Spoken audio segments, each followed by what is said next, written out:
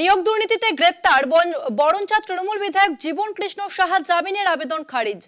আগামী 25শে সেপ্টেম্বর পর্যন্ত জেল হেফাজতে জীবন কৃষ্ণ সাহা। গত 15ই জুলাই তৃণমূল বিধায়কের বিরুদ্ধে সাপ্লিমেন্টারি চার্জশিট পেশ করে সিবিআই। চার্জশিটে তার বিরুদ্ধে প্রতারণা, ঘুষ নেওয়ার মতো অভিযোগের পাশাপাশি তথ্য প্রমাণ লোপাটের অভিযোগ আনা হয়েছে। জীবন কৃষ্ণ সাহার জামিনের আবেদন খারিজ। আগামী 25শে সেপ্টেম্বর পর্যন্ত জেল হেফাজত জীবন কৃষ্ণের।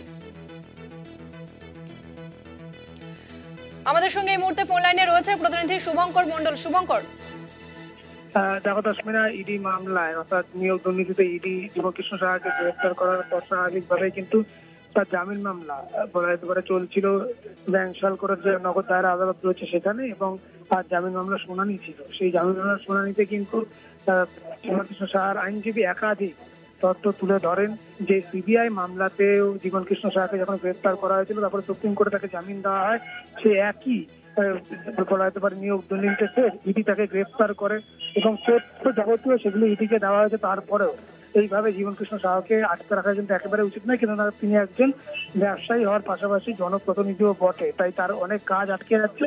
কিন্তু ইডির তিনি আইনজীবী, তিনি স্পষ্ট জানান যে জীবন কৃষ্ণ সাহার বিরুদ্ধে এই নিয়োগ দুর্নীতিতে বেশ কয়েকজনের কাছ থেকে টাকা নেওয়া, ক্যাশে টাকা নেওয়া, অ্যাকাউন্টে টাকা নেওয়া এবং সেই টাকা দিয়ে বেশ কিছু সম্পত্তি ক্রয় করা, তার পারিবারিক সদস্যদের কাছে অ্যাকাউন্টে সে টাকা পাঠানো, এই যাবতীয়গুলো এবং অ্যাকাউন্ট মারফত পুনরায় টাকা এই যারা চাকরি প্রার্থী রয়েছে তাদেরকে ফিরিয়ে দেওয়ার মতো কাজও হয়েছে। ফলত এই মুহূর্তে কিন্তু জীবন কৃষ্ণ সাহাকে জামিন দেওয়া মানে যে তদন্ত ইডি করছে তা কিন্তু ট্যাম্পার হতে পারে, বা সেই তদন্ত কিন্তু বলা যেতে পারে সেখানে সমস্যা তৈরি হতে পারে। যেই কারণেই ইডির তরফ থেকে জামিনের আবেদন খারিজের জন্য আবেদন করা হয়, জামিনের খারিজের আবেদন করা হয় এবং ইডির এই আবেদনের পর স্বাভাবিকভাবে দুই পক্ষের যে সাবমিশন সেটি শোনার পর স্বাভাবিকভাবে ব্যাংশালকোটের যে নগর দায়রা আদালত রয়েছে সেখানে বিচারক তিনি অর্ডার রিজার্ভ রাখেন। কিছুক্ষণ আগে যে অর্ডার পাস হয়েছে সেখানে কিন্তু বলা হয়েছে যে জীবন কৃষ্ণ সাহার যে জামিন আবেদন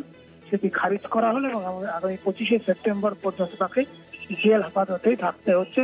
25শে সেপ্টেম্বর ফের তার আদালতে হাজিরা রয়েছে। ধন্যবাদ শুভঙ্কর।